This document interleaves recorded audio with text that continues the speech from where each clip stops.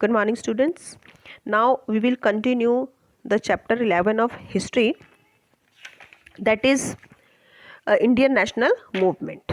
Okay, in the first part we studied about the background of Indian national movement or consciousness, and we studied about the growth of national movement in India. Okay, and the reason behind it, and about the birth of Indian National Congress and objectives of Indian National Congress. Okay, now today we will continue this part. So let's start. The moderates कौन थे? Leaders जिन्होंने government के सामने peaceful manner में अपनी demands रखी थी, उन्हें मॉडरेट्स कहा जाता था. उनकी डिमांड्स जो थी वो भी मॉडरेट नेचर की थी. वो एजिटेशन कैरी करते थे थ्रू पिटिशन एंड रेजोल्यूशन, है ना. लिखित रूप में पिटिशन रखते थे और फिर अपना रेजोल्यूशन वो पेश करते थे गवर्नमेंट के सामने. कुछ इंपॉर्टेंट नेम्स जो है मॉडरेट्स के, उनमें सुरेंद्रनाथ बनर्जी, दादा भाई नौरोजी और गोपाल कृष्ण गोखले शामिल हैं. जो मॉडरेट्स थे उन्होंने बैगरली जो मेथड थे प्रेयर्स के एज अ पिटिशनर, उसको क्रिटिसाइज़ किया था, लेकिन वो नेशनल कॉन्शियसनेस को इन्फ्यूज़ करना चाहते थे, पॉपुलराइज करना चाहते थे डेमोक्रेसी के आइडिया को और सिविल लिबर्टी को. वो चाहते थे कि लोगों में जागरूकता आए, पूरे देश में जागरूकता आए और डेमोक्रेसी और सिविल लिबर्टी जो लोगों को आज़ादी है वो मिले. दादा भाई अपने फेमस ड्रेन थ्योरी के थ्रू उन्होंने एक्सप्लेन किया कि कैसे इंडिया का जो वेल्थ है वो इंग्लैंड की तरफ जा रहा है. सेकंड जो ग्रुप था इंडियन नेशनल कांग्रेस में लीडर्स का, वो थे एक्सट्रीमिस्ट. ये वो ग्रुप था जिसके लीडर्स इंडियन नेशनल कांग्रेस में थे और मॉडरेट्स के मेथड को वो पसंद नहीं करते थे. वो कुछ रेडिकल चेंजेस चाहते थे इंडियन नेशनल कांग्रेस में. जो एक्सट्रीमिस्ट थे उनमें बाल गंगाधर तिलक, विपिन चंद्र पाल, लाला लाजपत राय और अरबिंदो घोष शामिल थे. जो ट्रायो था लाला लाजपत राय, बाल गंगाधर तिलक और विपिन चंद्र पाल का, उन्हें लाल बाल पाल के नाम से जाना गया. जो पिटिशनर थे उन्होंने केवल एडमिनिस्ट्रेटिव, लेजिस्लेटिव और इकोनॉमिक रिफॉर्म के लिए बात की थी गवर्नमेंट से, लेकिन जो रेडिकल्स थे वो दूसरी तरफ फ्री इंडिपेंडेंट इंडिया की डिमांड रख रहे थे गवर्नमेंट के सामने. तिलक जो थे, बाल गंगाधर तिलक, इन्होंने डिक्लेयर किया कि Swaraj is my birth right and I shall have it. उन्होंने कहा कि स्वतंत्रता मेरा जन्म सिद्ध अधिकार है और मैं इसे लेकर रहूँगा. तो इस तरह से जो मेथड था मॉडरेट्स का और एक्सट्रीमिस्ट्स का, ये एक दूसरे से बिल्कुल अलग था. जो मॉडरेट्स थे वो अपने उनका जो वर्क था वो पिटिशन, अपील्स और रेजोल्यूशन के थ्रू होता था, जबकि रेडिकल्स जो थे दूसरी तरफ swadeshi, boycott of British goods, boycott of government services और titles and imparting English education, इन तरीकों पर विश्वास रखते थे. ठीक है, तो इस तरह से इन दोनों में ये बेसिक डिफरेंस था, इसलिए इनके विचारों में भी डिफरेंस आया. Split in the Indian National Congress, moderate और एक्सट्रीमिस्ट. हमने क्या पढ़ा था कि इन दोनों के आइडियाज़ बिल्कुल अलग अलग थे, तरीके अलग अलग थे, दोनों एक दूसरे के तरीक़ों से सहमत नहीं थे. कुछ इश्यूज़ को लेकर के ये कैलकाटा सेशन जो 1906 में हेल्ड हुआ था, उसमें स्वराज का प्रोक्लेमेशन रखा गया, जिसमें पहली बार कांग्रेस के प्रेसिडेंट ने इंडिया के लिए पूर्ण स्वराज की डिमांड रखी. लेकिन जो मॉडरेट्स थे वो स्वराज अटेंड करना चाहते थे, कैसे? कॉन्स्टिट्यूशनल मीन्स, संवैधानिक तरीक़ों से. तो दूसरी तरफ जो एक्सट्रीमिस्ट थे उनका ये मानना था कि वो गवर्नमेंट पर अगर प्रेशर डालेंगे, स्ट्रांगली प्रेशर डालेंगे, तो वो अपने ऑब्जेक्टिव को तभी पा सकेंगे, अदरवाइज ऐसा नहीं होगा. जब तक वो स्ट्रांगली प्रेशर नहीं डालेंगे गवर्नमेंट पर, उन्हें वो अपने ऑब्जेक्टिव में को अचीव नहीं कर पाएंगे. इसका रिजल्ट ये होगा कि कांग्रेस स्प्लिट हो गई, दो टुकड़ों में बट गई. एक्सट्रीमिस्ट जो थे उन्होंने लाला लाजपत राय को अपने प्रेसिडेंट के रूप में प्रपोज किया सूरत सेशन में, और जबकि मॉडरेट्स जो थे उन्होंने रास बिहारी बोस को अपना प्रेसिडेंट नियुक्त किया या उन प्रेसिडेंट के लिए उनका नाम प्रपोज किया. जब सूरत में सेशन शुरू हुआ दिसंबर 1907 में, तो एक कन्फ्यूजन की सिचुएशन क्रिएट हो गई वहाँ पर। कांग्रेस के दो टुकड़े हो गए और 9 इयर्स तक जो एक्सट्रीमिस्ट थे वो कांग्रेस से बाहर रहे। गवर्नमेंट ने एक कैंपेन लॉन्च किया इनके रिप्रेशन के लिए। 1908 में तिलक को पकड़ लिया गया और उन्हें 6 सालों के लिए जेल में डाल दिया गया। जो दूसरे लीडर्स थे लाला लाजपत राय और सरदार अजीत सिंह, उन्हें बर्मा की जेल में डाल दिया गया बिना किसी कोर्ट ट्रायल के। Then partition of Bengal. British government जो है वो बहुत ही एंशियस थी इंडियन लीडर्स की एक्टिविटीज़ को लेकर के, इसीलिए गवर्नमेंट ने डिसाइड किया कि बंगाल को 2 पार्ट्स में डिवाइड कर दिया जाएगा। गवर्नमेंट ने ये आर्ग्यू किया कि इतने बड़े बंगाल जो है ये प्रोविंस बहुत बड़ा है, बिगर साइज़ है, इसलिए इतने बड़े प्रोविंस को एडमिनिस्टर करने के लिए जो है डिफ़िकल्टी बहुत का सामना करना पड़ता है। इसलिए इस डिफ़िकल्टी को दूर करने के लिए इसको जो है पार्टीशन इसका करना बहुत ज़रूरी है। फाइनली बंगाल जो है 2 पार्ट्स में 2 नए प्रोविंसेस में डिवाइड हो गया। जो नए प्रोविंसेस थे उसे ईस्ट बंगाल और आसाम था और इसका कैपिटल ढाका रखा गया, डेक्का रखा गया, जो आज के समय में मॉडर्न ढाका है।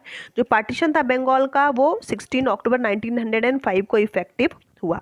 लॉर्ड कर्जन जो था वो बंगाली नेशनलिज्म को ब्रेक करना चाहता था, जो बंगाल में बहुत तेज़ी से ग्रो हो रहा था और हिंदू और मुस्लिम के बीच में दरार पैदा करना चाहता था।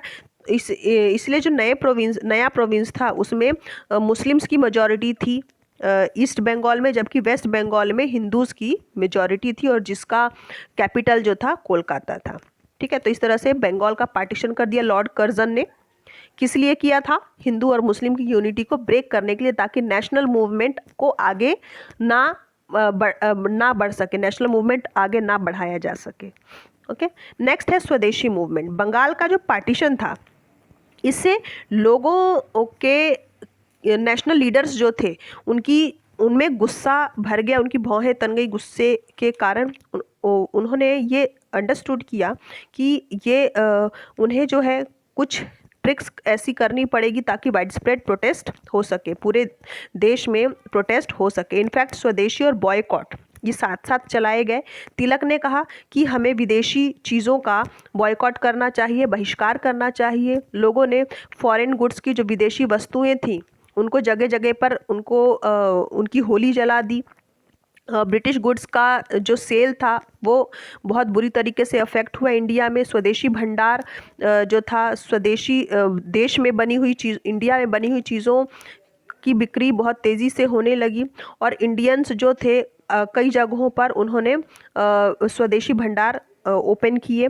एंटी पार्टीशन मूवमेंट ग्रेजुअली धीरे धीरे ग्रू होने लगा और एक फोर्सफुल नेशनल मूवमेंट का रूप इसने ले लिया। सोसाइटी के जितने भी सेक्शंस थे सब ने एक होकर के ब्रिटिश राज को डिसलाइक किया, कि जो ब्रिटिश राज को वो नापसंद करते थे उसको एक्सप्रेस किया एक होकर के उन्होंने, और वंदे मातरम का स्लोगन जगह जगह पर गाया और गवर्नमेंट का बहिष्कार किया, बॉयकॉट किया इसी स्लोगन को लेकर के। Then the birth of Muslim league.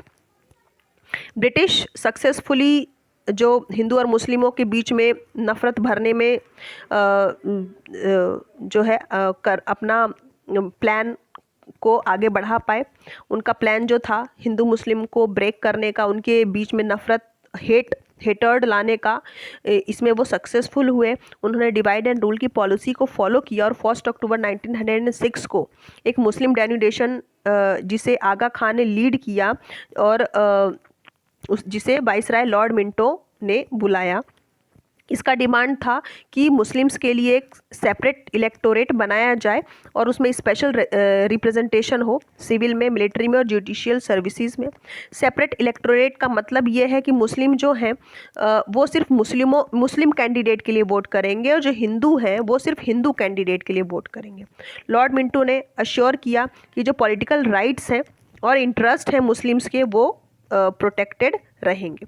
Muslim leaders बहुत खुश हुए और इसका एडवांटेज लिया उन्होंने और इसी एटमॉस्फेयर में जो ढाका के नवाब सलीमुल्लाह थे उन्होंने एक ऑर्गेनाइजेशन फॉर्म करने का प्रपोजल रखा ताकि मुस्लिमों के हित को ध्यान में, मुस्लिमों के इंटरेस्ट को लुक आफ्टर किया जा सके एक्सक्लूसिवली। तो all India Muslim League form हो गया 30 दिसंबर 1906 को। Then Morley Minto reform 1909।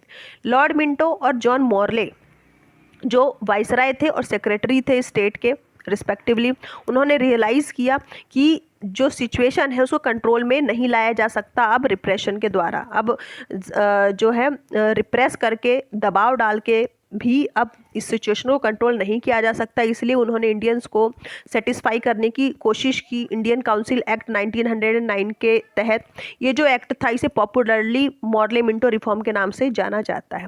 Indian council act जो था इसने इंपीरियल और प्रोविंशियल लेजिस्लेटर का जो साइज़ था उसको इंक्रीज़ किया और इनके जो लेजिस्लेटर के फंक्शन थे वो भी इंक्रीज़ हुए।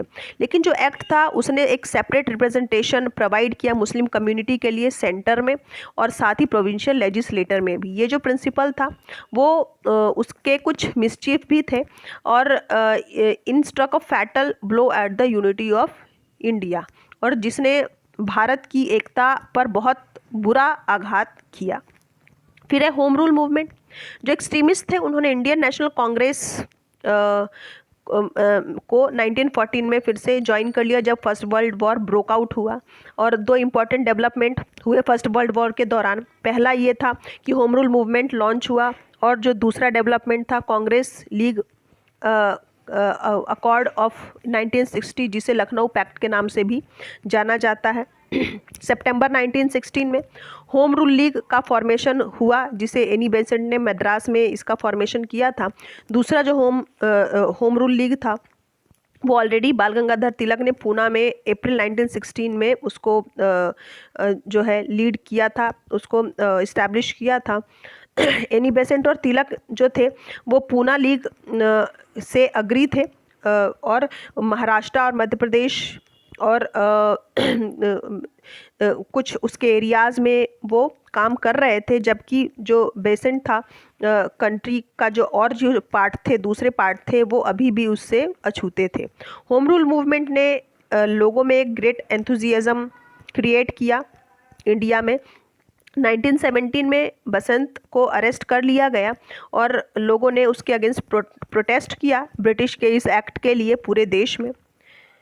फिर है Lucknow pact 1960। Indian National Congress और ऑल इंडियन मुस्लिम लीग एक एग्रीमेंट में एंटर हुए लखनऊ में ईयर 1916 में, और दोनों ही पार्टीज़ जो है साथ में काम कर रही थी अपने डिमांड्स को रख के सेल्फ गवर्नमेंट के लिए।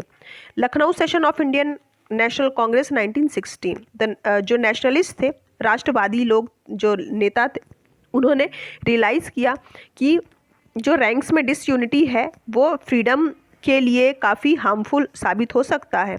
तो जो पुरानी कंट्रोवर्सीज थी उनका बेनिफिट जो था ना तो मॉडरेट्स के लिए था और ना ही मिलिटेंट्स के लिए था।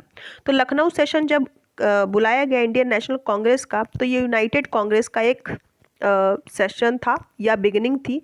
ये जो यूनिटी थी इसने कंट्री में एक बहुत उत्साह को भर दिया। यहाँ तक कि जो ब्रिटिश गवर्नमेंट थे वो भी कंसीडर हो गए कि अब नेशनलिस्ट के ओपिनियन को अपीज़ किया जाएगा, उनको उस पर ध्यान दिया जाएगा। इसके अकॉर्डिंगली एक नया सेट ऑफ रिफॉर्म शुरू किया गया जिसे मॉन्टेग चेम्सफोर्ड रिफॉर्म कहा जाता है और उसे 1918 में अनाउंस किया गया। ठीक है, तो इस तरह से लोगों में कॉन्शियसनेस आया, जागरूकता आई, नेशनल मूवमेंट चलाए गए, अलग अलग जगहों पर अलग अलग मूवमेंट हुए, नेशनल ऑर्गेनाइजेशन इस्टेब्लिश हुए, अलग अलग रिफॉर्म्स हुए और अलग अलग कन्वेंशंस हुए जिसके तहत देश को आज़ाद कराने के लिए एक कदम और आगे बढ़ते गए। Okay, so this chapter is completed here. Read this chapter nicely for the both part of this chapter and listen the explanation carefully for the whole chapter. Okay, now this chapter is completed. Till then, goodbye.